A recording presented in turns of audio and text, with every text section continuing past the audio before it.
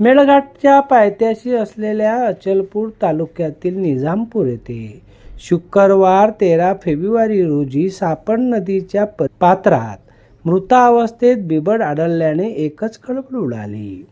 अचलपूर तालुक्यातील असदपूर, धामणगावगडी, पथरोट या महसूल मंडळात बिबटाचा वावर असल्याचं नेहमी शेतकरी आणि नागरिक सांगायचे.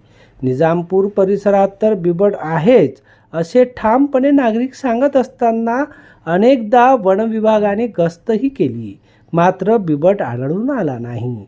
आज मात्र बिबट आढळला, तर तो मृत अवस्थेत. त्यामुळे हे निश्चित झाले की या परिसरात बिबट्याचा वावर होता.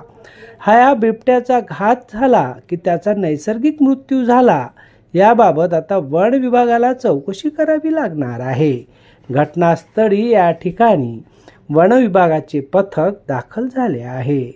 सानू खानसह जितेंद्र रोडे, अध्ययन समाचार लाईव्ह, परतवाडा.